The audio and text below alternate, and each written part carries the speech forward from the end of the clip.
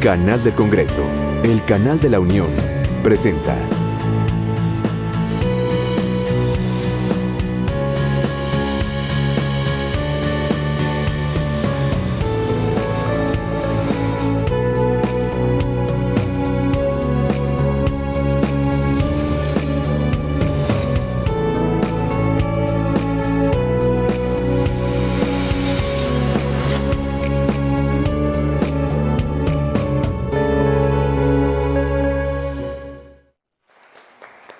Saludamos al ciudadano Ricardo Baptista González, director ejecutivo de Asociaciones de Autoridades Locales de México, Asociación Civil. Encabeza esta mesa y fungirá como moderadora la senadora de la República, Lucero Saldaña Pérez, secretaria de la mesa directiva del Senado mexicano. Por lo tanto, tiene usted el uso de la palabra, señora senadora. Sean todos y todas bienvenidas al Senado de la República, a lo que hemos denominado todo un seminario sobre federalismo y unidad nacional. En esta ocasión tenemos la mesa 100 años de municipalismo y efectivamente contamos con un invitado que va a dar la ponencia general y otro invitado que también va a darnos su propia experiencia relativo al tema central. Queremos subrayar que el Senado ha tenido ya varias mesas a lo largo de esta semana y que ha habido no solamente pluralidad, interés, no cuestionando sobre el federalismo, sino cuáles son estos retos que tenemos. Así que damos la bienvenida a Octavio Acosta Arévalo, de la Asociación Autoridades Locales de México, y también a Ricardo Baptista González, quien fue efectivamente presidente municipal de Tula de Allende, Hidalgo. Quisiera dar brevemente algunos datos para resaltar el tema y la importancia del estudio sobre el municipio. La figura central, quienes pueden ver la historia del municipio en nuestro país, podrán ver su rol determinante y cómo los cambios en leyes y en estructura han sido adecuaciones de acuerdo a los tiempos. El primer ayuntamiento, recordaremos, en 1519, la Villa Rica de la Veracruz. Ya en el México independiente, en 1824, con el Plan de Iguala y esta Constitución, se consagra precisamente como una forma de república representativa, popular y federal. El periodo independentista, a la fecha, la institución municipal pues ha sufrido varias modificaciones que conserva un común denominador: el principio de que la mejor forma de gobernar una comunidad es a través de la elección de sus autoridades locales, propias del pueblo y cercanas a su gente. Siempre se ha dicho que los ayuntamientos, los municipios, es el gobierno más cercano a la gente, y lo cual refuerza esa conciencia social y política de la población. Actualmente el municipio es la manifestación primaria de la vida pública del ciudadano y el lugar donde transcurren sus actividades cotidianas.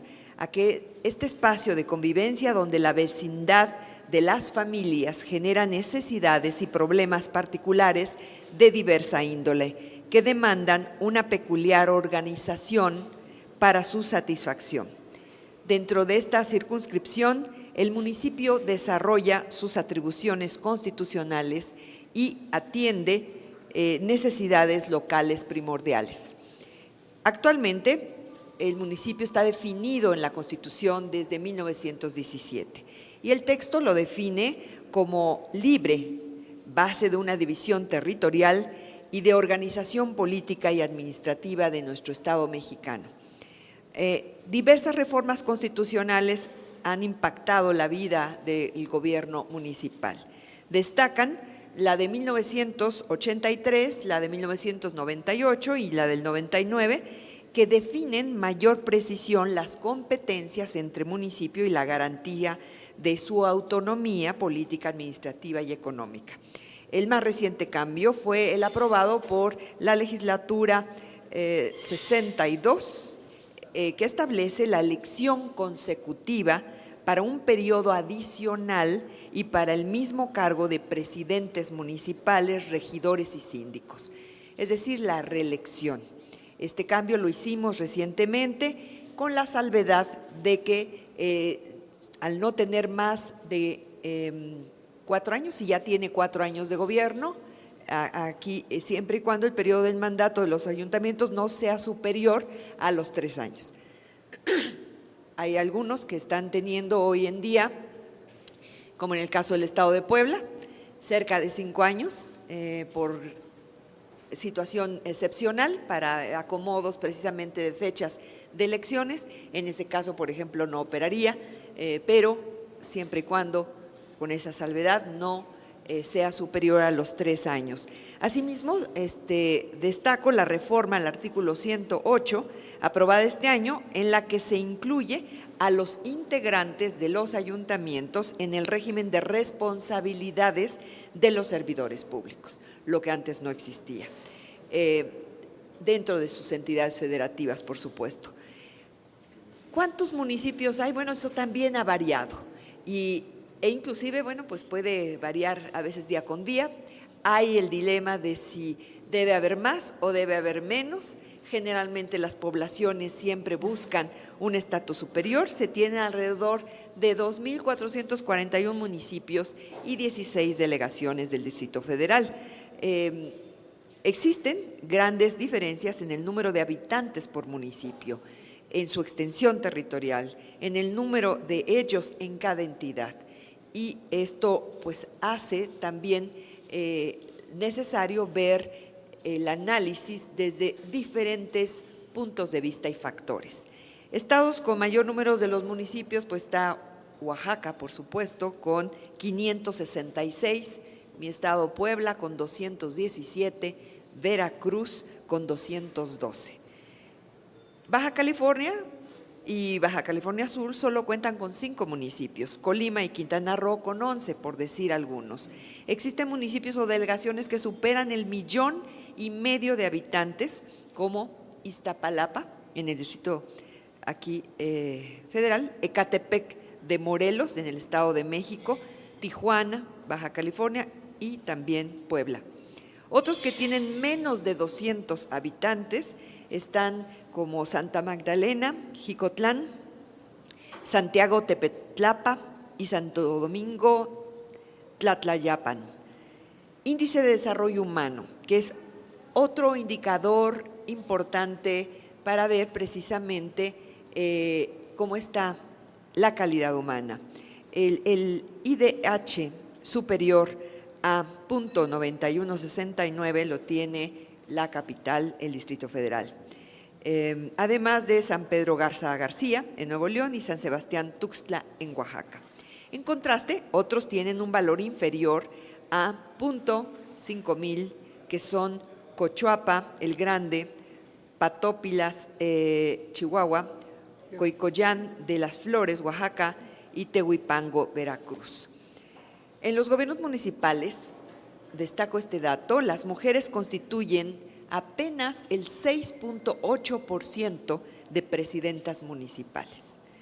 Es decir, si en la historia del municipalismo vemos que primero fue el voto a nivel municipal, las mujeres podían votar y ser electas primeramente en sus municipios y después, ahí por los años 20, 30, según cada entidad, después en los 50 a nivel federal. Si tiene mayor antigüedad el voto municipal, ¿por qué tan pocas son las presidentas municipales?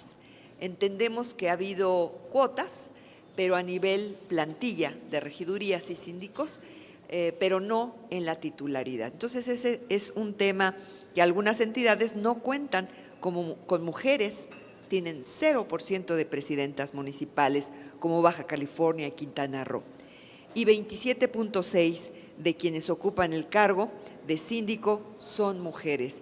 Se tiene una proporción de 38.2% de regidoras. ¿Qué retos tendríamos entonces? Bueno, los desafíos de índole técnico-administrativo, mucho de lo que se ha hablado de capacitación, profesionalización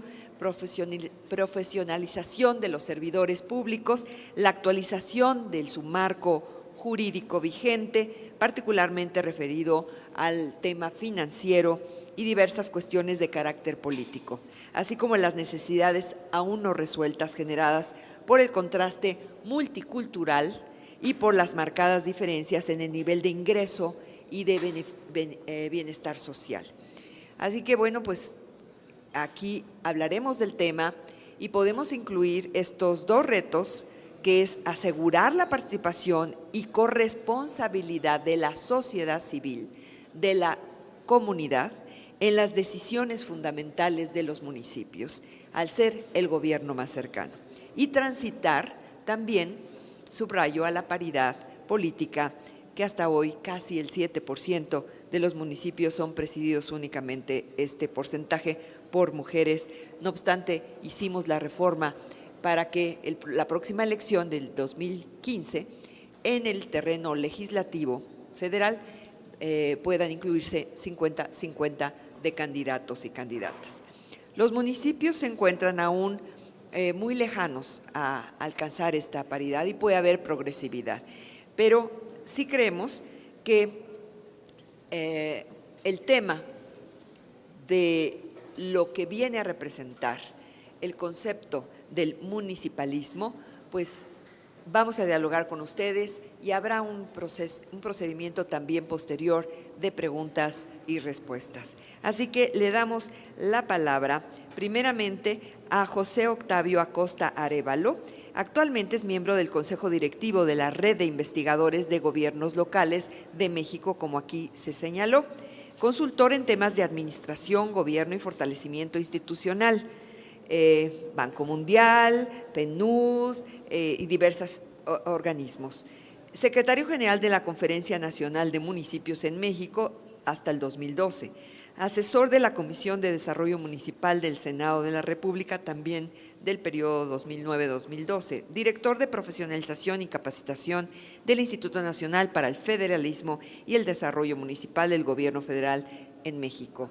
Director ejecutivo en años anteriores de la Asociación de Autoridades Locales, fundador y director del Instituto de Desarrollo Municipal, alrededor del finales del 1997 a 2000, fundador y director del Centro de Servicios Municipales Heriberto Jara, anteriormente, autor de más de 30 publicaciones sobre administración y gobierno municipal, y miembro de la Unión Internacional de Municipalistas con sede en Granada, España, desde el 1995.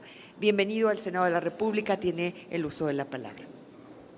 Bueno, muchas gracias, senadora. Gracias a los organizadores por el honor que me hacen de invitarme para compartir algunas reflexiones. Bien, la senadora hizo un panorama general interesante donde nos muestra la diversidad del municipio. Ciertamente una de las características, yo diría la principal característica del municipio es la diversidad. Yo me atrevo a además señalar que no solamente la diversidad, sino la contradicción. Y no lo digo en sentido negativo, sino igualmente el federalismo, su esencia es la contradicción. El federalismo es la unión y la separación, es la autonomía y la articulación en una sola forma, digamos. Yo voy a hablar por qué digo que el municipio tiene en esencia y en estos 100 años lo que lo ha movido, lo que lo ha desarrollado es la contradicción. Nada más para poner una idea que no es un elemento negativo la contradicción, voy a hablar de un tema que no soy experto, no soy eléctrico, pero los motores eléctricos justamente se mueven por la contradicción. O sea, los motores eléctricos lo que hacen es cambiar del polo positivo al negativo y eso es lo que le hace dar movimientos. El municipio nace de la contradicción en México. El municipio, como ustedes lo saben, yo no sé si decirlo heredamos o se nos impuso de la conquista española, y el municipio en España era símbolo de la autonomía, era símbolo de la libertad que se utilizó en España además para frenar la conquista de los árabes. El municipio era sinónimo de libertad, era sinónimo de autonomía, era sinónimo de autogobierno, y Hernán Cortés traía, digamos, esa esencia municipalista y llega a América y lo impone. O sea, el municipio en México no fue un consenso democrático, no se convocó a los indígenas a preguntarles si querían municipio, sino también, como lo señaló la senadora, el municipio es impuesto, y además ese es impuesto como una forma de dominación. El municipio lo impuso Hernán Cortés para garantizar, para dar legalidad a su acción conquistadora y poder obtener los beneficios económicos de la conquista. Y los municipios se desarrollaron, quisieron intentar crear cabildos indígenas, no funcionaron, y realmente lo que funcionó fueron los municipios controlados por los españoles nacidos en México, por los criollos. De hecho, fueron los municipios en México la base de la independencia. O sea, fueron los españoles nacidos en México quienes se independizaron de los españoles peninsulares. Entonces, digamos, lo que quiero señalar es que es un elemento de contradicción, de debate, de confrontación. Pero como se refiere a los 100 años, voy a partir entonces de la época del siglo XX, de principios del porfirismo. En el porfirismo igualmente el municipio vive esa contradicción. Las jefaturas políticas porfiristas se generalizan, y entonces Porfirio Díaz instala jefes militares que lo que hacen es controlar, asegurar el centralismo, la subordinación y el control político y económico de los municipios, y estos instrumentos eran utilizados muchas veces para la comisión de abusos. Digamos, por eso insisto que es la lucha por la autonomía y la lucha contra la centralización. Entonces, más o menos en 1914, 1915, el general Emiliano Zapata emite una ley sobre libertades municipales que demanda el reconocimiento y los fueros de las libertades comunales. Solamente para citar algunos artículos, me parece interesante por lo que ya en aquel entonces, hace 100 años, Emiliano Zapata reclamaba, hoy todavía es muy vigente en gran medida. Decía que se declaran emancipados de toda tutela gubernativa los diversos municipios de la República, tanto en lo relativo a su administración interior como en lo concerniente al ramo económico o hacendario. Si alguien dijera esto hoy, tiene total vigencia, y esto lo dijo Emiliano Zapata hace más de 100 años. Decía que cada municipio gozará de absoluta libertad para proveer las necesidades locales y para expedir los reglamentos, bandos y disposiciones que juzgue necesarios para su régimen interior. En el artículo 5, la Ley de Libertades Municipales de Emiliano Zapata decía: el municipio estará representado y regido por un ayuntamiento o corporación municipal electa popularmente, en el concepto de que la elección será directa y en ella tomarán parte todos los ciudadanos que tengan el carácter de domiciliados. Y otro artículo interesante decía: las sesiones de los ayuntamientos serán enteramente públicas. Esta fue una iniciativa, repito, de principios del siglo XX, que creo que tiene actualmente mucha vigencia. Esta lucha, digamos, por la autonomía contra el centralismo siguió, y digamos, otra etapa importante fue en la época constituyente, que se convocó por Venustiano Carranza, y aquí el defensor de las libertades municipales, de las libertades democráticas, fue el general Heriberto Jara, quien decía que los ayuntamientos no pueden gozar de su libertad si no es sobre la base de una libertad económica efectiva, que fue la base del debate del artículo 115 constitucional. Aquí es importante señalar que si bien, digamos, Heriberto Jara es de los defensores del municipio, él perdió la votación. O sea, realmente el artículo 115 que heredamos del constituyente no fue con este concepto. O sea, si bien se habla de una libertad municipal, pero una libertad hasta entonces bastante tutelada. Realmente el municipio va avanzando en su autonomía hasta hace no más de 20 años, ahorita voy a referirme a ello, pero el municipio, digamos, se debate desde su origen, por eso insisto en su esencia contradictoria de ser una instancia autónoma, de ser el representante legítimo de los intereses locales, a ser una instancia subordinada, tutelada, dominada, controlada, financiada externamente, o sea, sin capacidad para autorregularse. Heriberto Jara decía: queremos que haya una base para que el Estado no tenga sujeto al municipio, porque en esas condiciones hay que tenerlo presente. Cuando un Estado no quiere darle libertad a sus municipios, basta con que la legislatura les ponga taxativas, basta con que el Ejecutivo inicie determinadas medidas y que sean aprobadas por el Congreso local para quitar la libertad a sus municipios. Repito, estas ideas, estos conceptos tienen una vigencia que si fueran dicho hoy serían totalmente actuales. El historiador Lorenzo Meyer dice: las fuerzas desatadas por la revolución no pudieron ni quisieron circunscribirse a las reglas constitucionales. Desde Carranza el poder ejecutivo prevaleció sobre el legislativo y el judicial, y a diferencia de los verdaderos sistemas de partidos, la victoria política no dependió de los resultados de las urnas, sino del reconocimiento de estas que hicieran las autoridades centrales. Digamos, si bien es cierto que la Constitución del 17 es una constitución que habla del federalismo, pero es un federalismo, como tengo entendido que varios han expuesto aquí el día de ayer, es un federalismo donde el elemento que domina, repito, si recordamos esto que decía de la contradicción del positivo y el negativo, ha dominado un solo elemento. O sea, no se trata, el federalismo no habla que desaparezca el centralismo, sino habla de un equilibrio, o sea, buscar ¿cómo se puede decir? Como una articulación entre el positivo y el negativo, o sea, en esa combinación permanente, digamos, de elementos contradictorios para promover el desarrollo. O sea, lo que quiero decir es que después de la Constitución, si bien quedaron artículos que hablan de un país federalista, en los hechos desde entonces ha dominado una gran tendencia y una gran esencia centralista del sistema político mexicano.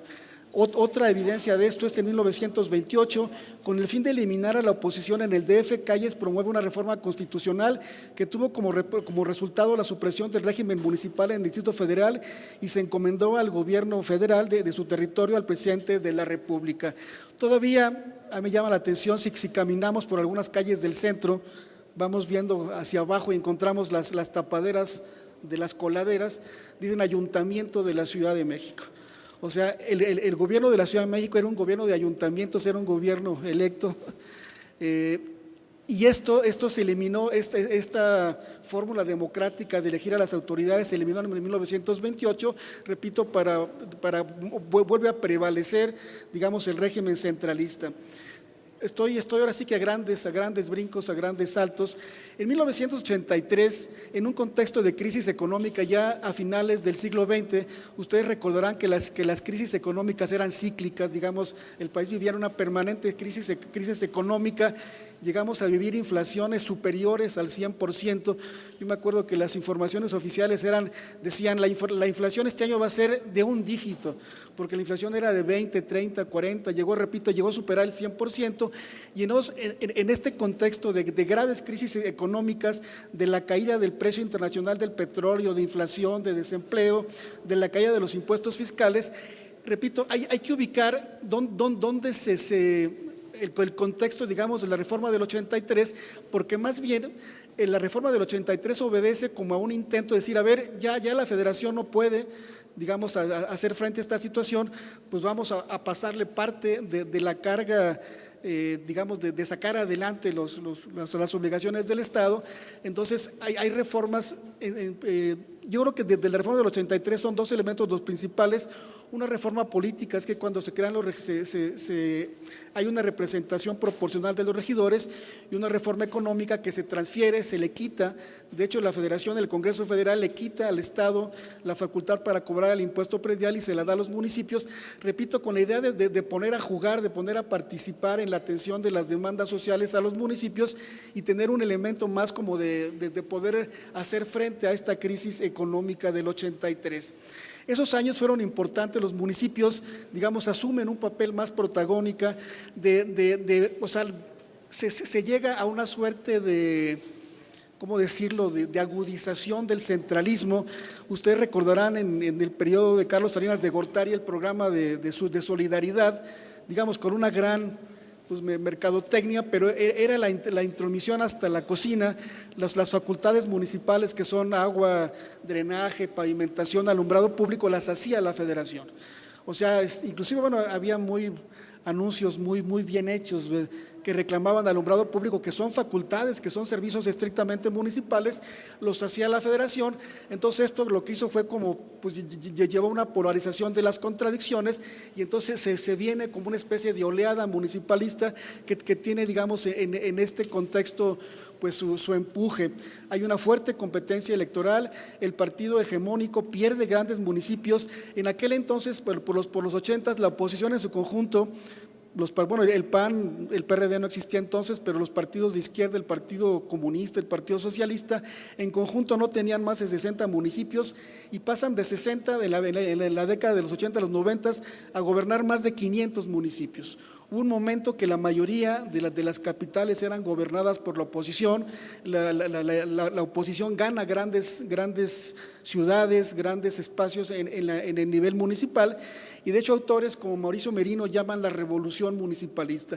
Yo creo que sin este fenómeno, sin este desarrollo de la lucha municipal, no se entendería, digamos, la transición, los grandes cambios que ha tenido nuestro país.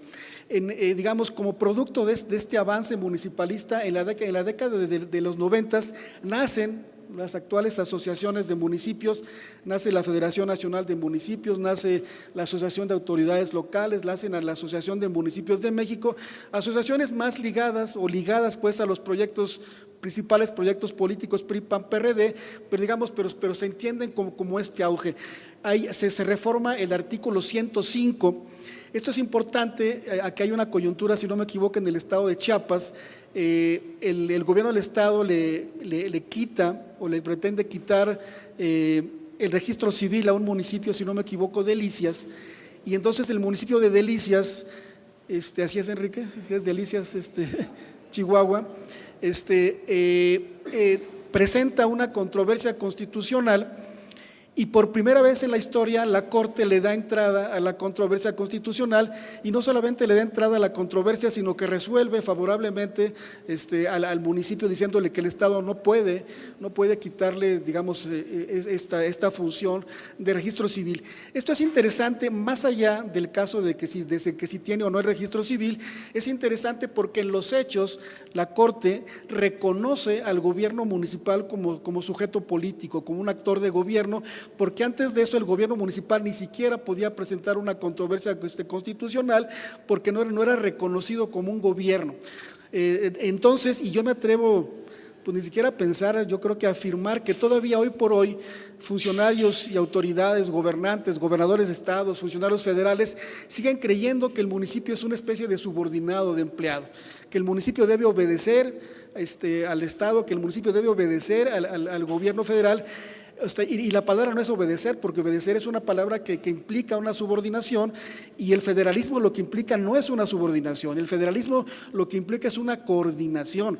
Ese es el gran reto. Por eso digo que la esencia del federalismo es la contradicción, eres autónomo, te puedes autodeterminar, pero nos coordinamos para asuntos en los cuales estamos de acuerdo. Eso es complejo, por supuesto que es muy complejo, y entonces sí, siempre prevalecen como los dos elementos: o me subordino o me coordino, ¿no? Entonces en esta lucha es como se va avanzando. Desafortunadamente creo que la balanza, el lado de la balanza que ha pesado más es el lado del centralismo. Pero bueno, retomando el hilo de las cosas, aquí en el 94, con la reforma del artículo 105, se reconoció en los hechos lo que después, 4 años después, en el 99, fue la reforma más importante, que reconoce, fíjense ustedes, casi 500 años después, decía la senadora, efectivamente, que el municipio se estableció, se impuso en la Villa Rica de la Veracruz en 1519, y si decimos que el municipio se reconoce como órgano de gobierno, pues tuvieron que pasar más de 400 años para que se le reconociera su carácter de gobierno. Y todavía ese carácter de gobierno es, digamos, en gran medida cuestionado, porque se dice que el municipio no tiene capacidad, que los municipios son corruptos, que los municipios no hacen bien las cosas, en fin. Pero en la medida que no se contribuya, que la federación no haga un acuerdo, más que acuerdo, un compromiso realmente para fortalecer fortalecer al municipio, el municipio tendrá que ser, bueno, no tendrá pues, o seguirá siendo tutelado, seguirá siendo subordinado, porque nos pesa más, digamos, esta parte de la centralización. El siglo XXI, tenemos en el 2000, el PRI pierde la presidencia de la República con el antecedente, como decía yo, de lo que el doctor Merino llamó una gran revolución municipalista.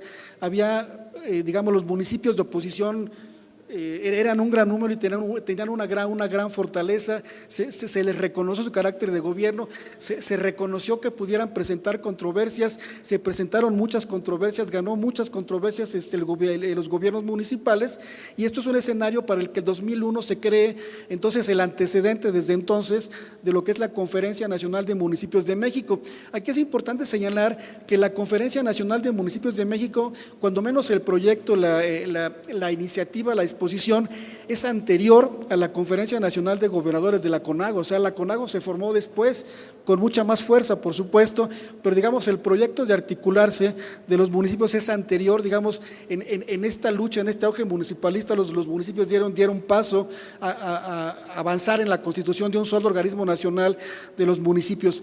En el 2004 se convocó una convención nacional hacendaria. La participación de los municipios fue fundamental, es la primera vez en la historia donde hay un protagonismo tan importante de los gobiernos municipales, con propuestas muy significativas en el sentido de fortalecer su capacidad hacendaria. Lamentablemente los acuerdos de esta convención hacendaria no fueron retomados por el Congreso, y entonces siguen durmiendo el sueño de los justos. En el 2004, digamos, desde el punto de vista de la legislación federal, hay también avances importantes. Hay dos leyes en particular, la Ley de Desarrollo Rural y la Ley de Desarrollo Social, que reconocen, o sea, ya digamos, en esta entrada al juego, la vida política nacional, se reconoce que el papel del municipio es fundamental. Entonces, tanto la Ley de Desarrollo Rural como la Ley de Desarrollo Social reconocen que el gobierno municipal, que el espacio local es un actor fundamental para el desarrollo, que no podemos hablar de desarrollo si no hablamos de territorio, si no hablamos de gobierno local, si no hablamos de ciudadanía. De hecho, el espacio del desarrollo es el espacio local. O sea, cuando la Federación habla de desarrollo, cuando el Estado habla de desarrollo, ese se traduce o debe traducirse necesariamente en un territorio. El desarrollo no se da en el cielo, en las nubes, se da en un territorio, y el territorio es local, y este carácter lo reconocen en primer lugar estas leyes de desarrollo rural y desarrollo social. Y entonces viene un proceso. Hay un fenómeno también, digamos, con la pérdida del PRI de la presidencia, se da un fenómeno que yo creo que estamos en una transición, pero que no se está resolviendo, en mi particular opinión, beneficiosamente para los municipios. Cuando el PRI pierde la presidencia, alguien dijo, ahora sí que los gobernadores se quedaron sin jefe. O sea, ya digamos que los gobernadores ya no obedecen al presidente. Entonces, Enrique Cabrero, yo no sé si es esta autoría de él, pero cuando menos a él se lo adjudican, utiliza la frase de feuderalismo. Entonces los gobernadores se vuelven en pequeños o en grandes feudos.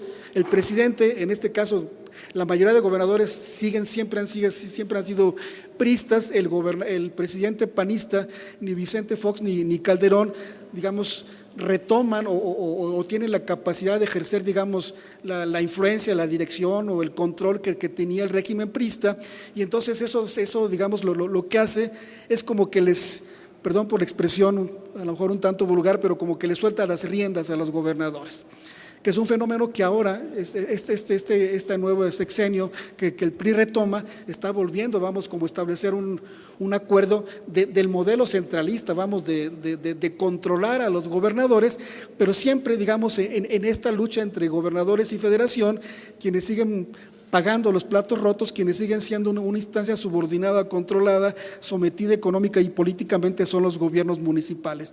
Digamos, ahorita hay una mayor tensión entre el presidente de la República y los gobernadores, pero los municipios, digamos, en cierta forma lo voy a decir en sentido no negativo, pero se ha resuelto la contradicción como retomando el control. O sea, no es sobre la base de que fortalecer a los municipios y construir un federalismo, digamos, mayor coordinado, federación, estado, municipio, sino es buscar un nuevo equilibrio de la relación gobierno federal, gobiernos estatales, pero sobre la base que los municipios siguen siendo instancias controladas. Digamos, en eso estamos. El siglo XXI está, digamos, los albores, las 2 décadas que llevamos, hay un proceso de recentralización, hay un debilitamiento de las estructuras de los municipios. Los municipios no han sido capaces ni el modelo jurídico, financiero, fiscal para fortalecer sus finanzas, sus recursos son muy precarios, son insuficientes. Han crecido los recursos transferidos, el ramo 33, los programas. De hecho, todos los programas que los gobiernos municipales, no todos pues, pero la gran mayoría, sobre todo en municipios medianos y pequeños, son programas que son con recursos federales. O sea, el municipio, recursos propios tienen muy pocos o a veces ningunos para impulsar proyectos de desarrollo, proyectos de seguridad, proyectos de economía, etcétera. Entonces lo que hace es aplicar, o sea, solamente aplicar porque no tiene la facultad de incidir en decidir las políticas, las reglas de operación, entonces nada más transfieren recursos y solamente aplica los programas que son diseñados en la federación, el Estado. Se ha incrementado la polarización política, hay una insuficiente organización social. Digamos, la sociedad en esto también se ha mantenido controlada, no ha habido un avance, no ha habido como un salto en el empoderamiento de la ciudadanía, se ha extremado la violencia y la criminalización. Aquí, repito, es un tema, lo digo con mucho cuidado, pero es esta debilidad estructural de los municipios las hace presa fácil del control de la delincuencia organizada. O sea, si tenemos municipios con poca capacidad institucional, con poca representatividad política, con pocos recursos, el municipio es como, digamos, es un enfermo que entra a un salón donde hay muchas posibilidades de contagio. Entonces, digamos, la posibilidad que tiene el narco de influir en estos medios, pues es muy fácil, vamos, o sea, porque no tiene la capacidad de oponerse. O sea, la delincuencia organizada que va y lo extorsiona, le pide dinero. El municipio dice, pues, ¿qué hago? O sea, ojo, no lo estoy justificando. Lo que estoy diciendo es tratando de entenderlo. O sea, los municipios, muchos de ellos, digamos, se han, no sé qué palabra utilizar, se han vinculado, se han sometido a la delincuencia organizada fundamentalmente por su precariedad institucional, por su debilidad, por su debilidad, pues que los hace presa fácil. Y entonces también, y esto digamos de manera negativa, aquí digamos es muy fácil verlo, cuántos alcaldes han matado en los últimos 63 alcaldes asesinados, alcaldes acusados de estar vinculados, vamos, a la delincuencia organizada. Repito, insisto, no por justificarlo, pero sí para entenderlo. Esto tiene que ver mucho con su debilidad, con su precariedad institucional. Los recursos de los municipios han crecido, pero no ha cambiado. La senadora daba algunos panoramas del índice de calidad de vida, el índice de desarrollo humano. Los municipios, muchos de ellos siguen en condiciones de alta marginalidad, de alta precariedad, y si comparamos, no sé, en un escenario de 20, 30 años, los recursos que manejaban los municipios, muchos municipios hoy manejan, yo me atrevo a pensar, 10, 50 o 100 veces más recursos que antes, pero eso no significa que su desarrollo, que su calidad de vida haya incrementado 10, 50 o 100 veces. A veces al contrario, hoy con muchos más recursos económicos, pero las condiciones de vida en muchos casos no han modificado, o sea, hay marginación, hay pobreza. ¿Cuál es la problemática? Hay una visión de corto plazo, criterios clientelares, toma de decisiones no participativa, manejo opaco de los recursos públicos, limitada capacidad técnica. Esto es lo que yo digo que hace muy frágil, muy precario al gobierno municipal. Hay un diseño institucional hecho para la ruptura, creo que de América Latina, inclusive ya no sé si Colombia, creo que Colombia ya, tú sabes, Ricardo, Enrique, si aceptaron la reelección en Colombia, pero eran los países, Colombia y México, que no tenían reelección. Todavía, pero todo el resto de países de América Latina tienen reelección, o sea, los alcaldes son reelectos, y esto, más allá del problema de la reelección, sí, la reelección no, el problema es el horizonte de gobierno, o sea, ningún problema, ninguno, hablen de educación, de salud, de alimentación, de vivienda, de contaminación, de seguridad, ningún problema se puede resolver en menos de 3 años. Entonces, si solamente tenemos un horizonte de 3 años, de entrada estamos diciendo, a ver, te voy a dar aquí la administración, el control del municipio en algo que no vas a poder resolver. Entonces, por institucional, por diseño y demás, los políticos pues están pensando en su carrera. Los mejores políticos lo que hacen es castigar a la ciudadanía. ¿Por qué?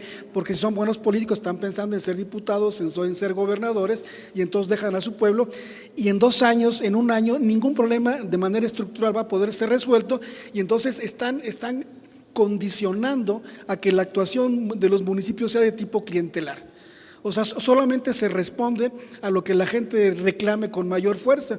O sea, los gobiernos municipales actúan como estaciones de bomberos. Si hay una manifestación porque quieren agua, pues se le pone el agua pues para que se calme la manifestación, pero no hay proyectos de largo plazo. En ciudades europeas, en Alemania, en Bélgica, en Holanda, las ciudades planifican a 50 años. O sea, ya saben lo que van a hacer dentro de 10, dentro de 15, dentro de 20 años. Y en México, la mayoría, yo no digo que todos, pero muchos municipios no saben lo que van a hacer el año que entra.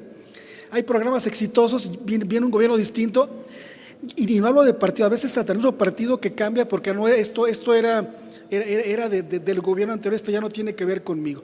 Entonces, y eso, repito, por diseño institucional está hecho para la ruptura. Necesitamos rediseñar el municipio, necesitamos modificar la cultura partidista, fortalecer la organización ciudadana. Necesitamos fortalecer fiscalmente la capacidad económica de los gobiernos municipales. Si el gobierno municipal, como lo decía Heriberto Jara en el 17, hace ya 100 años casi, esta situación no la hemos modificado. Si no hay capacidad económica, si no hay libertad, las condiciones para el desarrollo van a ser bastante limitados. Necesitamos marcos jurídicos adecuados. Es una demanda de las asociaciones. No se puede tratar iguales a los que no son iguales. Decía la senadora en su presentación, hay municipios oaxaqueños con población de 150 habitantes. Y hay municipios como Ecatepec con 1,5 millones de habitantes, y el marco jurídico para el oaxaqueño y para el mexiquense son exactamente el mismo. El presidente municipal de Oaxaca y el presidente municipal del Estado de México tienen las mismas obligaciones, tienen que prestar los mismos servicios, y eso no se puede hacer, no se puede tratar igual a los que no son iguales. El federalismo, decía en un principio, el federalismo, su esencia, su riqueza, su complejidad es la contradicción. Es el articularlos en unirnos para temas importantes, para temas centrales, fundamentales del desarrollo nacional, pero con independencia y autonomía. ¿Cómo combinamos esos dos elementos? Ese es el gran reto del federalismo. El Estado unitario condensa el poder político en una sola organización institucional. La diferencia esencial entre el federalismo y el centralismo, entonces, la estructura dual de federalismo, donde cada una de las partes conserva su capacidad propia de reproducción política. Repito, ese ADN, o sea, esa esencia biológica de los estados, de esa dualidad debe mantenerse, no la podemos limitar. En el mundo, la mayoría de los países son centralistas. México, creo que en el mundo habrá, no sé exactamente, más o menos como 200 países. Tengo entendido que solamente como 20 o 25 países son federalistas. Pero el federalismo, en esencia, en teoría, es el modelo más democrático porque busca articular esta contradicción. Hoy no la hemos resuelto. Yo espero que no la abandonemos, que no tiremos nuestro federalismo a la basura, sino que recojamos el debate, construyamos esa construcción para avanzar de la manera más democrática. La esencia del federalismo, insisto, es esa institución dual, la autonomía política que conservan para esto los estados y el autogobierno más gobierno compartido. Desde esta perspectiva, el federalismo resulta una forma de organizar el poder cuya misión política es distribuirlo, o dicho de otra manera, cuya misión es evitar la concentración. El federalismo jurídicamente establece una relación de subordinación del Estado a los ciudadanos, soberanos en cuanto al pueblo, lo cual hace evolucionar a la propia democracia y sus expresiones constitucionales. Los gobiernos actualmente han ocupado una posición subordinada, digamos, hay que retomar, hay que enriquecer estos debates. No podrá haber un desarrollo democrático, equitativo, si no se fortalecen las instancias que están más cerca de la población, que son los gobiernos. En la reforma del 99 hubo importantes reformas, la más importante ya la señalamos, la de reconocer como gobierno, pero ahora hay que trabajar en su fortalecimiento y su capacidad para que pueda haber realmente un desarrollo. Termino ya diciendo algunos de los temas, repito, son temas que están en debate, pero que más o menos hay consenso que hay que retomarlos. Uno, la reforma política del DF. Recordemos que inclusive como su nombre lo dice, el Distrito Federal, su esencia era la sede de los poderes federales. Aquí ya se hizo una situación muy compleja que ya no es solamente una sede como es Washington D.C., por ejemplo, o como es el Distrito Federal de Buenos Aires en Argentina, sino que es un estado, inclusive el más grande o de los más grandes de la República, pero que había perdido inclusive sus facultades políticas de elegir a gobernantes. Entonces, hay que retomar, aquí hay un debate de que los habitantes del DF tienen derechos políticos y deben, digamos, poder decidir sobre su propio destino. Ha habido avances importantes, yo creo, pero es un tema todavía que debe fortalecerse. Necesitamos resolver problemas de la coordinación metropolitana, en cualquier tema, en tema de movilidad, en tema de seguridad, en tema de cobro de impuestos. O sea, las metrópolis no respetan fronteras. Las metrópolis van de un estado a otro, van de un municipio a otro, y hay que pensar, hay que resolver el problema de los gobiernos metropolitanos. Hay que resolver el problema de las facultades particulares específicas de la Federación, del Estado y los municipios. Hay que avanzar en la descentralización, hay que fortalecer el federalismo fiscal, que hay que darle potestad al municipio y exigirle que sea más transparente, que rinda cuentas. Cuando decimos que hay que fortalecer económicamente al municipio, no se trata de solo darle dinero y olvidarnos de él, vamos a fortalecer los esquemas de control, de auditoría popular, pero sí fortalecerlos económicamente, porque si no, no hay capacidad para avanzar. Hay que fortalecer las relaciones intergubernamentales en el sentido de acuerdo y cooperación, no de subordinación. Mandar es fácil, coordinarse es difícil, pero realmente lo único que nos va a permitir avanzar es la coordinación y la articulación. Eso es un tema que se avanzó mucho hace 20 años, hoy otra vez nos aparece como un tema pendiente el derecho de los derechos de las comunidades indígenas. Hoy por hoy los grupos indígenas siguen siendo los pobres entre los pobres, las comunidades más marginadas, más abandonadas, siguen siendo un tema pendiente. El tema de la planeación, los municipios por obligación tienen que hacer un plan, pero que se vuelve un mero requisito que no tiene ninguna eficacia porque no tienen recursos para llevar ese plan, y viene otro gobierno y lo cambia, y cada 3 años se la pasan haciendo planes.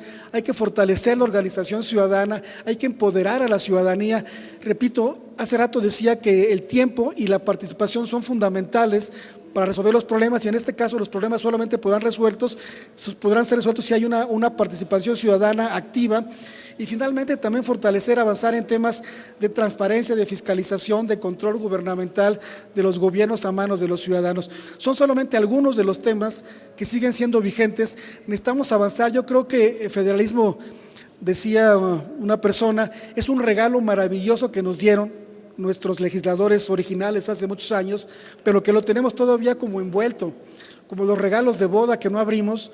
Hay que tomarlo, hay que asumirlo, hay que debatir, hay que construir, avanzar en esta coordinación más equitativa, más justa entre federación, estados y municipios, y no pensar que uno de los 3 ámbitos es el que tiene que dominar, que dar idea a los demás, porque esto, digamos, la evidencia, más allá de si me gusta o no me gusta, me parece que la evidencia es que no nos ha funcionado. Necesitamos avanzar hacia niveles superiores de coordinación. Disculpen la extensión y muchas gracias.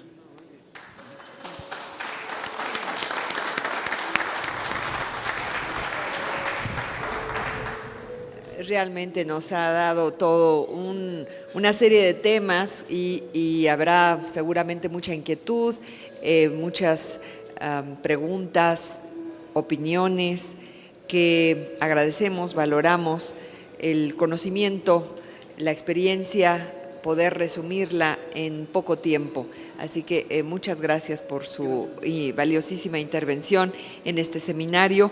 Queremos darle la palabra a Ricardo Baptista González, como ya señalé, su experiencia como presidente municipal de 1997 al 2000 en Tula de Allende, pues seguramente también va a contribuir en lo que es la operatividad, en lo que es el ejercicio real de este nivel de gobierno y de esta forma de administración. Tiene el uso de la palabra, por favor. Gracias, senadora. Sobre todo, gracias al Senado de la República por haber organizado este seminario encuentro sobre el federalismo y la unidad nacional.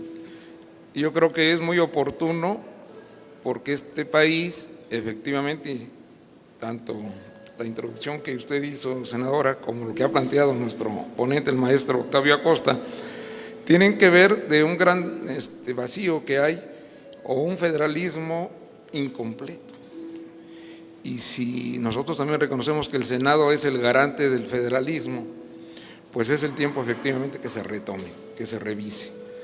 Porque yo partiría, como lo ha planteado el maestro Octavio Acosta, hay que rediseñar tanto el federalismo y obviamente al municipio mexicano.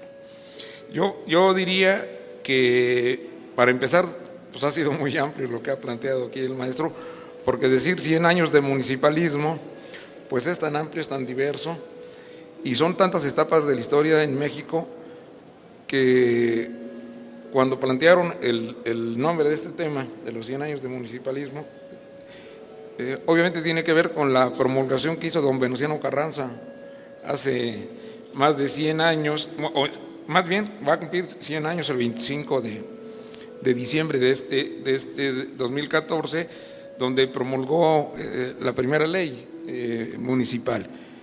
Y ha pasado mucho, pero el municipio, con los datos que ustedes han aportado, con el análisis que nos ha presentado Octavio, nos dice que el municipio mexicano efectivamente es el gran olvidado de este federalismo incompleto, y el ciudadano es el que realmente ha recibido o no recibe los beneficios de un federalismo, insisto, que es incompleto. ¿Por qué es incompleto?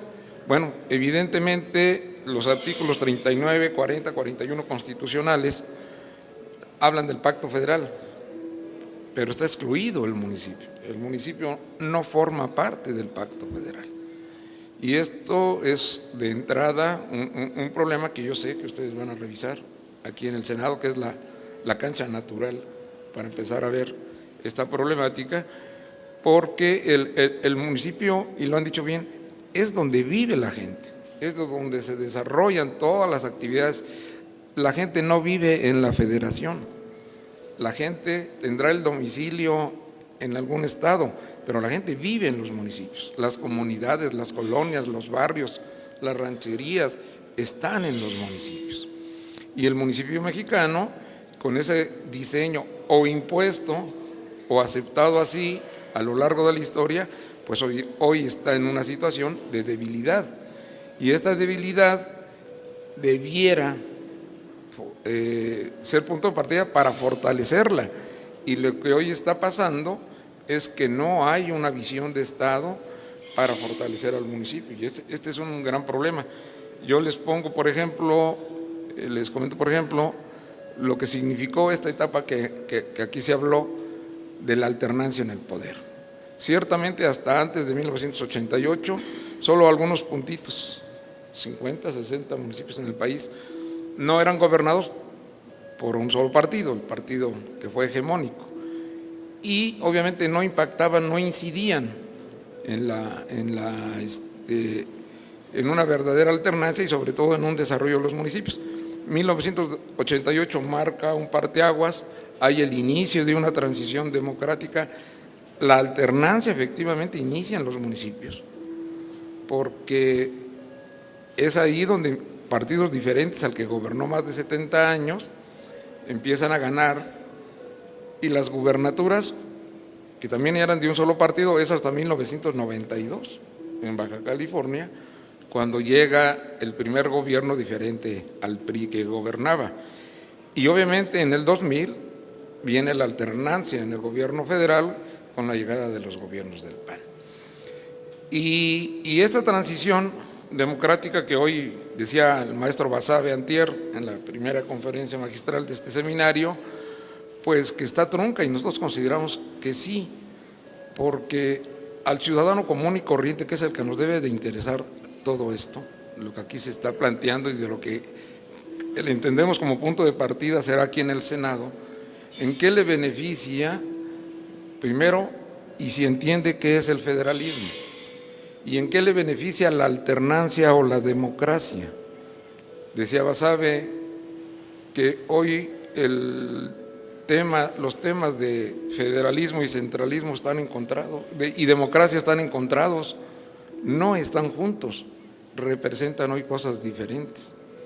Entonces, evidentemente, lo que nos tiene que llevar a entender y a ponernos de acuerdo, como bien ha planteado Octavio, qué le toca a cada orden de gobierno hacer. Ese es el verdadero federalismo. Es una cuestión, sí, de coordinación, pero también de articulación. Y de entrada, aquí veíamos cómo hay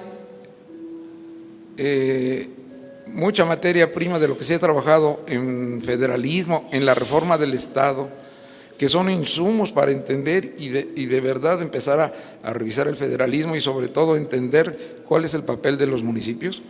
Decía Octavio, hubo una convención nacional hacendaria en 2004, donde hubo más de 300 propuestas importantísimas que permitirían en materia fiscal ponerse de acuerdo a los 3 órdenes de gobierno, y ahí está en el bote o en el archivo de los olvidos todos estos acuerdos.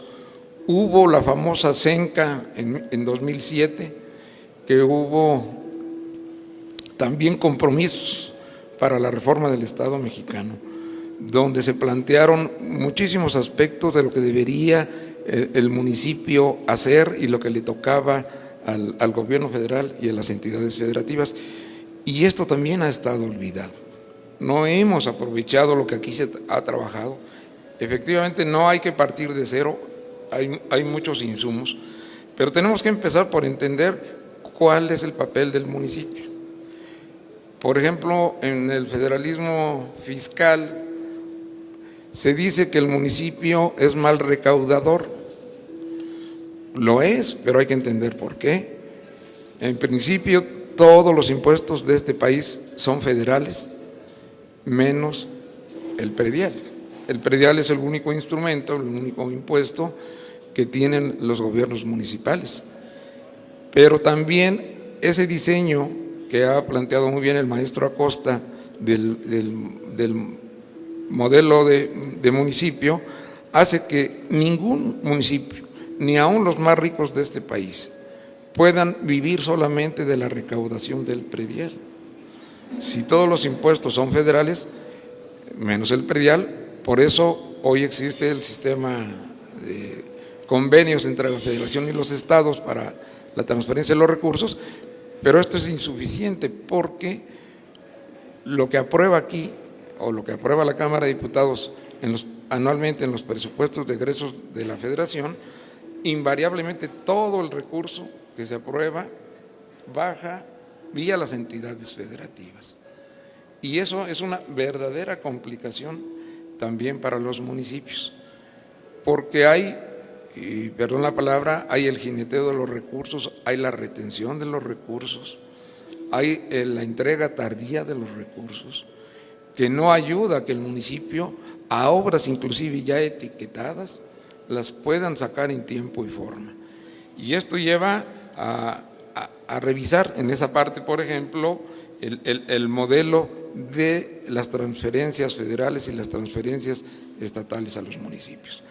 Cuando usted habló, senadora, y también Octavio, de la diversidad municipal, pues efectivamente no se les puede tratar igual cuando hay más de 2,000 municipios en este país con población menor a 50,000 habitantes, que tienen una vocación sobre todo del campo rural y no se le puede atender igual como las grandes ciudades, como aquí se dijo, como Iztapalapa o Ecatepec, que tienen fortalezas, que tienen otras estructuras en recursos humanos, en infraestructura, en financieramente, capacidades que no tienen esa mayor parte de 2,000 municipios del país y que evidentemente viven de las transferencias que se autorizan aquí.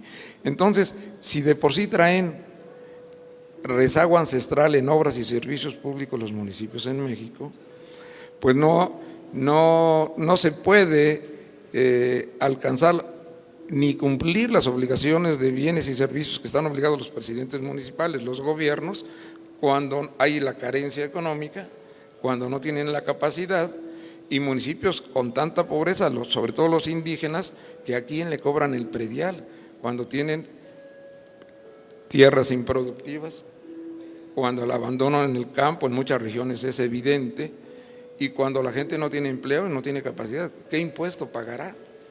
Entonces, eso es lo que yo entiendo muy bien cuando aquí se habla de que tenemos que revisar el modelo municipal y iniciar un verdadero federalismo aquí en este país. Se mencionaba también el asunto de la reelección. Efectivamente, en México no sabemos en qué momento o quién decidió que un gobernador dure 6 años, que un presidente de la República dure 6 años y que un alcalde o un gobierno municipal durara 3 años. No, nosotros no tenemos registrado en qué momento de la historia alguien decidió eso. Y es correcto que la reelección sea un punto de acuerdo, que además ha sido una parte de la agenda de las asociaciones de municipios en México, la reelección. Porque es necesario, en 3 años nadie puede desarrollar un municipio, un gobierno local, cuando hay la limitación del tiempo. Y ya efectivamente se dio el primer paso de la reelección, aunque también hay que decirlo, vino acompañado para que desde el 2018 también los senadores se puedan reelegir por una sola ocasión, o los diputados federales puedan reelegirse hasta 4 ocasiones. Y en el caso de los municipios es una sola vez, y como bien dijo la senadora, por una sola vez y solamente en los estados donde los municipios duran 3 años de gobierno. Pero eso es un paso positivo, pero es insuficiente.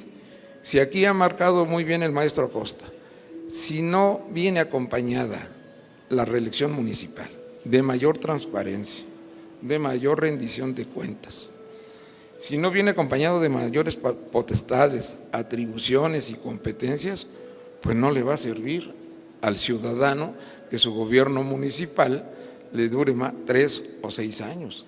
Por eso sí es muy importante el primero entender la problemática y rediseñarlo a partir de su diversidad y de lo que verdaderamente puede ayudar a que un gobierno municipal dure 6 años, porque si no va acompañado de todos estos elementos, pues difícilmente le servirá al ciudadano, que de por sí es crítico. Los gobiernos, los partidos, los políticos en este país son los más rechazados. Nosotros lo sabemos, lo vivimos. Y cuando ven, si es malo 3 años, ¿cómo no lo van a dejar 6 años? El ciudadano lo sabe. O si ve que no hay la transparencia, si no hay la rendición de cuentas al ciudadano, pues se da cuenta. Y nosotros hemos planteado, la ALMAC, una de las asociaciones de municipios de este país, que tiene a los gobiernos de izquierda, de que la reelección también debería de llevar la revocación del mandato. Esto es, que el ciudadano tenga también el instrumento de quitar a un mal gobierno, de revisar vía la urna por la que fue electo cuando un gobierno no funciona, no nada más llamarlo a cuentas. Entonces yo quisiera nada más terminar mi comentario diciendo que tenemos que buscar cómo ponernos de acuerdo. Es duro pero es real, cuando Octavio dice que los gobernadores ven a los presidentes municipales, a los gobiernos municipales como sus subordinados, como sus empleados. Esa es una realidad, pero eso no es un país que estamos en la OCDE, un país que está haciendo cambios estructurales importantes, que quiere hacer transformaciones, ¿verdad? Y que el municipio no se le trate como mayor de edad. Esa es una realidad. Ahí está la gente, ahí vive la gente, y es a quienes tenemos que fortalecer. Yo creo que hoy la alternancia no le está sirviendo al ciudadano. Hoy la alternancia en el poder, la democracia y la alternancia, hay un desencanto porque el ciudadano común y corriente ve que no ha servido como debiera, porque ni tenemos una sociedad más democrática, ni esta alternancia que si bien tuvo años muy importantes, pasar de 60 gobiernos en el orden de gobierno municipal a 500, 600 como alternancia y que vino una competencia. Muchas ciudades del país han sido gobernados por los tres principales partidos en su momento. Ha habido alcaldes en ciudades del PRI, del PAN, del PRD, pero que el desgaste y el modelo que está acotado ha hecho que la gente diga que todos son iguales o que no se note la diferencia entre un gobierno de un color y de otro, si la gente lo que requiere son soluciones. Entonces, hoy la alternancia no le está sirviendo a la gente. Los datos que da la propia Secretaria de Desarrollo Social, que se mantienen niveles de pobreza de más de 57 millones de habitantes en el país, a pesar de tanto recurso que se le mete a los programas sociales, pues sí es preocupante. Otro ejemplo, cuando nosotros vemos que el problema del mando único que se empezó a manejar de las policías desde el sexenio pasado, que quisieron desaparecer las policías municipales porque efectivamente habían dejado crecer su debilidad. Los municipios mexicanos hoy, efectivamente, una parte importante de los municipios del país están infiltrados sus policías. Hay problemas graves, pero la solución no era, como lo había planteado el gobierno federal anterior, de que desaparecieran las policías. Dejaron de que se debilitaran las policías, como dejaron que se debilitara que el orden de gobierno municipal pudiera cumplir sus obligaciones y su encomienda que el ciudadano le dio en la urna y lo que constitucionalmente le corresponde hacer. Entonces, la cuestión del mando único, por supuesto, ese es un modo de ver las cosas de articulación, de un federalismo que articule, que se coordine, no que debilite. Nosotros creemos que es una obligación. Los municipios no estamos peleados con los gobernadores. Nadie ve al orden de gobierno estatal como adversario, es todo lo contrario. Pero queremos esa coordinación y esa articulación que es necesaria, que es obligatoria y sobre todo que la gente viva mejor. Así que yo creo que pues tienen un gran compromiso aquí, los senadores, de un punto de partida que es la revisión del federalismo mexicano y sobre todo que al municipio se le pueda dar el lugar y la competencia que le corresponde para mejorar este país. Yo creo que estamos aún a tiempo de hacer muchas cosas y ojalá que el municipio mexicano no siga siendo como hasta hoy lo han tenido, ¿no? Gracias. Muchas gracias por la intervención de Ricardo Baptista González, actualmente director ejecutivo de la Asociación de Autoridades Locales de México, AC. Pasaríamos a preguntar si hay alguna inquietud, pregunta, comentario de la audiencia. Hay una. Bien, entonces vamos con una, 2, 3, 4. Muy bien, empezamos, por favor. ¿Habrá algún micrófono? Si no, le pasamos con esas 4 pequeñas intervenciones. Vamos a dar muy amable conclusiones. Gracias, senadora. Luis Rojas, para servirles. Una extraordinaria exposición, Octavio. Nos diste un repaso completo de lo que es el municipio libre desde su nacimiento y tus propuestas finales. En tu propuesta final, en el último punto, hablas de transparencia y que eso es algo que todos los mexicanos quisiéramos que esa palabra llegara a los oídos de todos los gobernantes. Yo creo que una forma, bajo tu mejor opinión, es en los municipios, es integrar grupos de apoyo ciudadanos para la exigencia del cumplimiento de la demanda del propio municipio.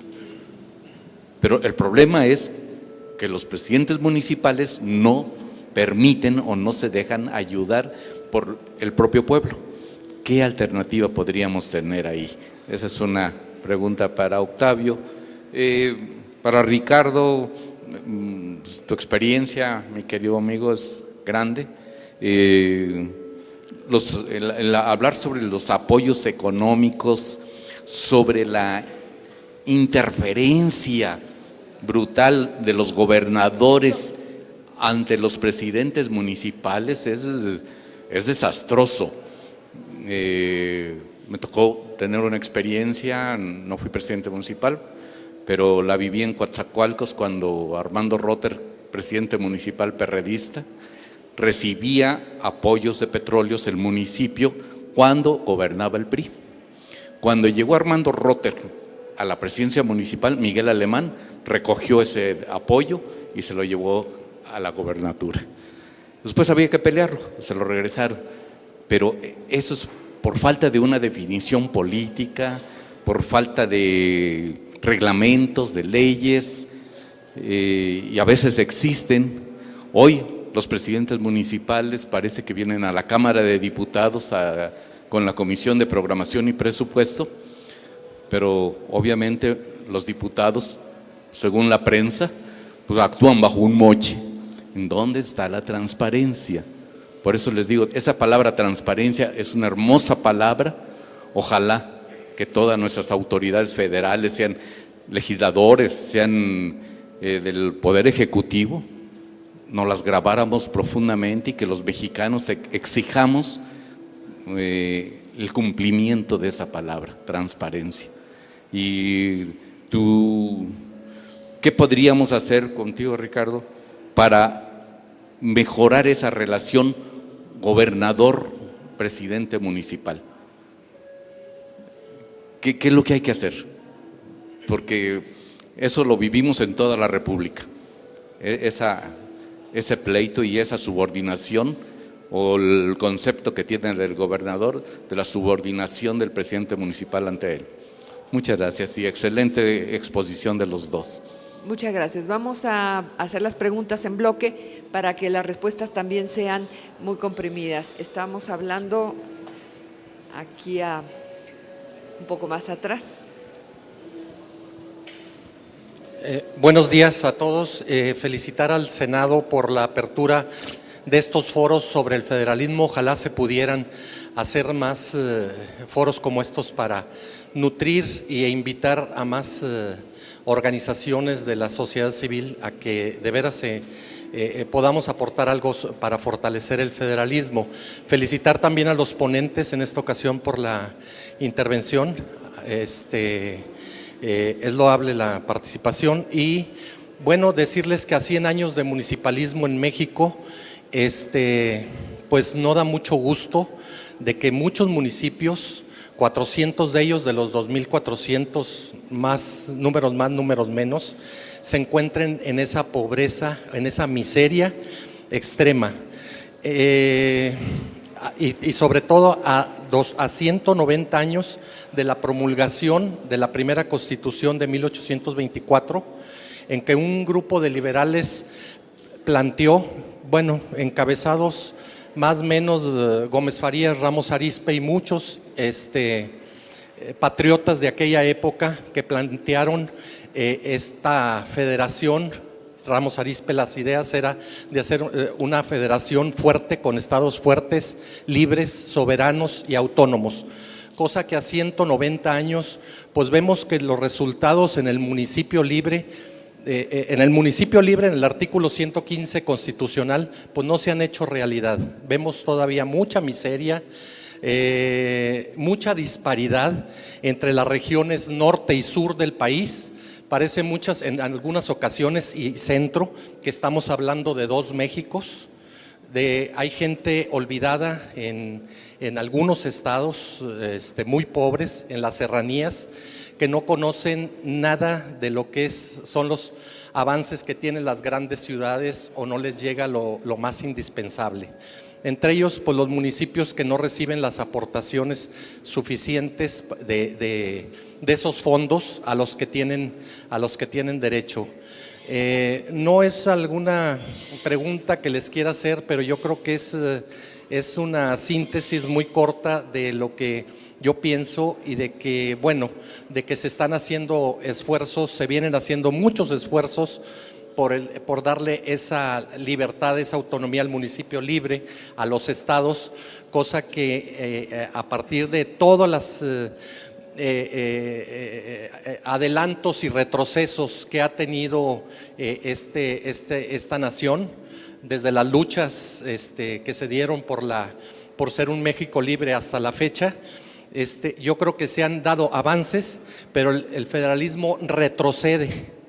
Puntos muy importantes, y no estamos hablando nada más de fechas, estamos hablando de actuales, estamos hablando de fechas de los años 80, 70, cuando se dan y se dicen, y los 90, 80 y tantos, 90, cuando se dice se habla de un nuevo federalismo, y el nuevo federalismo vuelve a retroceder.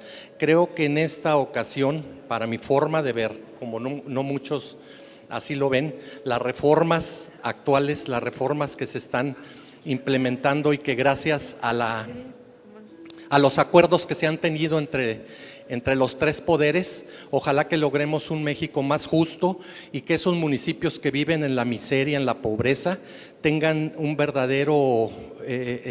verdadera entrada hacia el desarrollo que merecen. Gracias.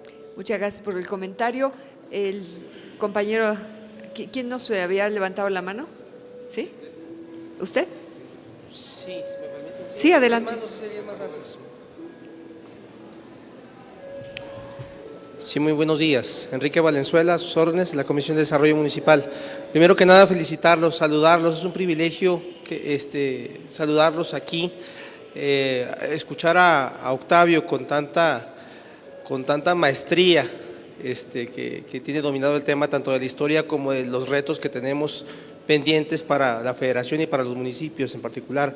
A Ricardo Baptista también, un gusto verdaderamente escucharlo también por aquí con la trayectoria que tiene y la convicción que siempre ha mostrado. Mi pregunta es en el siguiente sentido, y vaya, son muchos los desafíos desde luego que tenemos todavía en materia de fortalecimiento local, en materia de federalismo propiamente, como dice el seminario, en materia de fortalecimiento municipal, caray. Mi pregunta es muy concreta, en tratándose del desafío que tenemos para atender la diversidad que prevalece en México. De los 2.442 municipios que tenemos y 16 delegaciones o demarcaciones políticas del Distrito Federal, la diferencia en la calidad de vida en nuestras comunidades es abismal. Entonces, ha habido fórmulas que proponen a lo mejor algún principio para regular las relaciones entre los órdenes de gobierno para abatir precisamente estas diferencias. Y por otro lado, en su caso, ¿de qué manera podríamos generar un esquema para clasificar a los municipios? En su caso, ya es un tema que en varias ocasiones hemos tratado, pero me gustaría nos dieran alguna retroalimentación al respecto, y ahí se apreciaría en todo caso nos ayudaron y nos ilustraran ambos ponentes, a quienes conocemos, apreciamos y caray, qué gusto escucharlos por aquí. Muchas gracias. El último estaba por atrás, ya no, muy bien. Bueno, pues vamos a escuchar para cerrar esta mesa de análisis, de poder reflexionar en torno a los 100 años del municipalismo y sobre todo viendo hacia adelante. Vamos a pedirle los comentarios primeramente de Ricardo.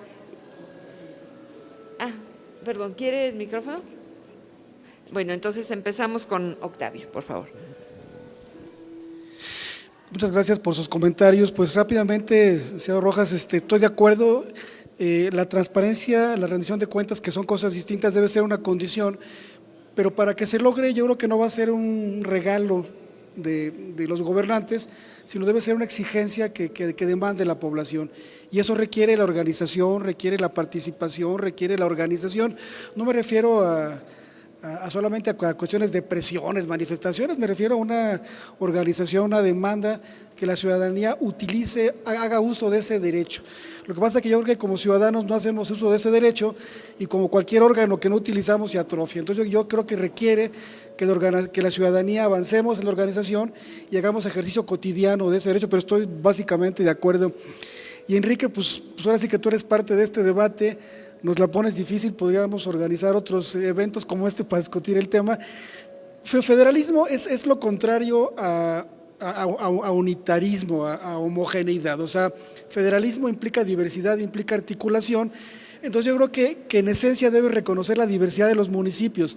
Entonces en esta coordinación, como ya comentamos, tanto Ricardo como yo, no se puede pensar que todos los municipios tengan los mismos responsabilidades. Entonces yo creo que hay que pensar un ejemplo, no digo que sea el modelo ideal, es el caso de España, que en España no hay una ley de municipios, hay una ley de régimen local que reconoce cuando menos 15 modelos distintos de gobiernos locales.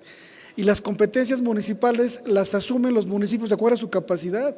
Entonces yo creo que en este encuentro, en esta coordinación, habrá que establecer un marco jurídico adecuado para municipios de menos de 1,000 habitantes y un marco jurídico adecuado para municipios de más de 50,000, 100,000, 1,000,000, y cada quien de acuerdo a sus capacidades, a sus necesidades, a sus intereses, a sus condiciones, pues vaya articulándose en la forma que, digamos que el criterio es quién le puede servir mejor a la ciudadanía. Me parece que ese debiera ser. O sea, si el que lo hace mejor es la federación, que lo haga la federación. Si el que lo hace mejor es el Estado, que lo haga el Estado. Si el que lo hace mejor es un municipio de tales características, que lo haga. Yo creo que esa es la lógica. O sea, ¿quién le sirve mejor al ciudadano? Y hacer un modelo diverso. Que yo creo que esa es nuestra tarea. Y tú estás ahí en primerísima fila en ese debate. Gracias a todos. Muchas gracias. Ricardo, por favor.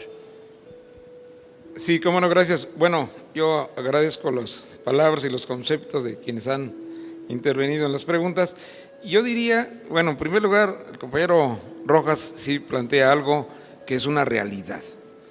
Nosotros hemos aquí planteado primero que todos los recursos que se transfieren a los municipios que pasan por los estados sufren para que realmente bajen a sus municipios. Pero hay otra realidad. Aquí vemos en el Senado y en la Cámara de Diputados el peregrinar anual de los alcaldes o de todo el año de venir a pedir recursos, de traer proyectos. Primero, porque se concentra en el Congreso, particularmente en la Cámara de Diputados, la definición del presupuesto anual. Pero además, la gestoría no encuentran las puertas abiertas en las entidades federativas y recurren a nuestros senadores, recurren a nuestros diputados, porque así está diseñado esto. Pero además has dicho algo que es lamentablemente cierto. Sufren la interferencia de quienes les piden moche o comisiones para bajarle recursos federales. Y muchas veces sorprenden a los gobiernos municipales que ante la falta de los recursos caen en engaños y entonces ese es un problema que efectivamente también es responsabilidad del Senado, de la Cámara de Diputados, de resolver. No se puede de por sí a las menguadas arcas de los gobiernos locales, de los gobiernos municipales, que todavía tengan ese asedio de decir yo te bajo recursos, pero le tienes que entrar. Es algo que tenemos que cambiar. Y también en cuanto a qué hacer, cómo ponernos de acuerdo, ¿no? Yo soy muy claro en decir, los gobernadores no son adversarios de los presidentes municipales ni viceversa. Lo que ha pasado pues es que es una cultura que tenemos de añísimos, de muchos años, de ver así de abajo, de arriba hacia abajo. De entrada, el presidente de la República, los senadores, los diputados, los alcaldes, los gobernadores, todos se eligen por la urna, o sea, se eligen del mismo modo. Y no puede haber, la Constitución no habla de niveles, habla de órdenes, de ámbitos. No es que la federación esté aquí o el Ejecutivo Federal y luego las entidades y hasta abajo los municipios. Son ámbitos que tienen una competencia constitucional cada quien que cumplir, pero esa cultura de que, pues lo acabamos de escuchar hace unos días, de un gobernador que aquí en mi estado mando yo, pues esa es una cultura equivocada, porque esto no ayuda. Yo creo que hay que hacer, bueno, es un asunto también, no nada más de leyes, es un asunto también de voluntad política. No hay niveles, hay ámbitos. Y bien dice Octavio, pues los gobernadores saben, y así tienen que actuar, que si queremos estados fuertes, como debe ser, pues necesitamos municipios fuertes. Yo creo que ahí es una gran cuestión de cultura.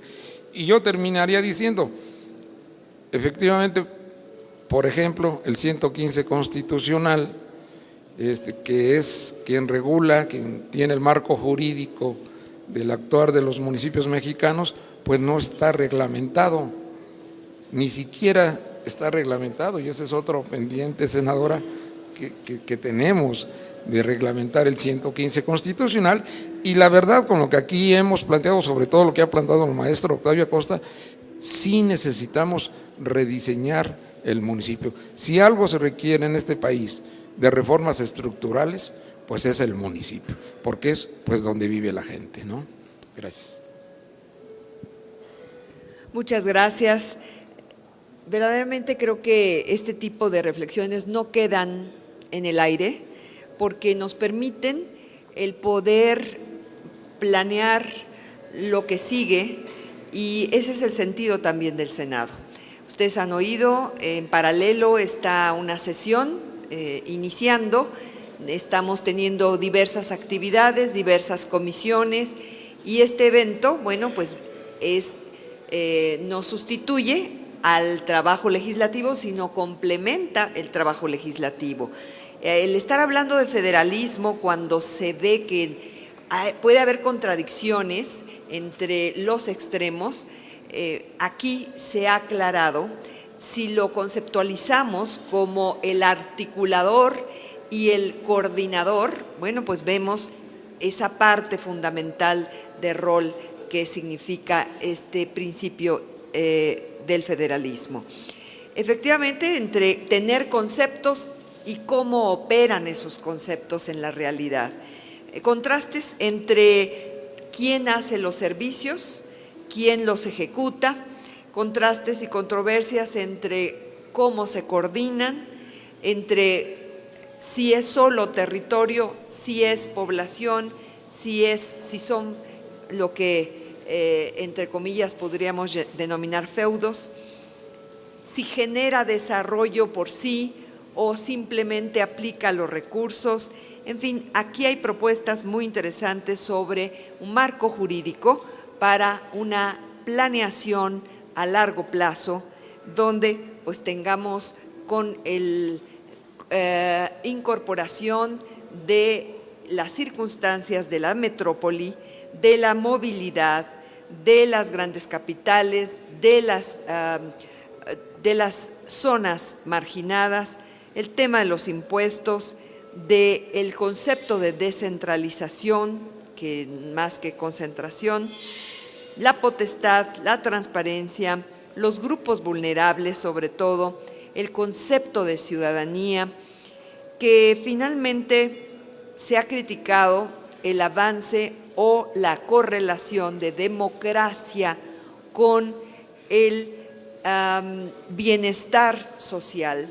Si el avance de las democracias se traduce realmente en un beneficio directo económico, político, social, creemos entonces que subrayamos un nuevo estilo de gobierno, de gobernanza, para que la sociedad y el gobierno puedan tomar decisiones conjuntas. Analizaremos entonces también alternativas de regímenes locales, de gobiernos locales, para poder considerar esa jerarquía que debe estar cambiando. Si desde las familias están modificándose su estructura, sus formas de quién decide, cómo deciden los municipios. Imaginémonos las juntas auxiliares o sus similares, que también se sienten a veces marginadas fuera de, pues si vamos hasta las familias, tendríamos que hablar de poder, cómo se está llevando el poder, el control administrativo político, la jerarquización o bien una nueva gobernanza. Creemos que entonces vamos hacia estas posibilidades de tener mayor claridad conceptual, pero sobre todo esa aplicación de la operación para llevar bienes públicos, beneficios hacia la sociedad. Muchísimas gracias a Ricardo Baptista por su colaboración en este foro y también a Octavio Acosta por su valiosísima presentación, conceptos y comentarios. El Senado les agradece, la mesa directiva les va a hacer entrega de un libro precisamente sobre Belisario Domínguez, el porvenir de una ética.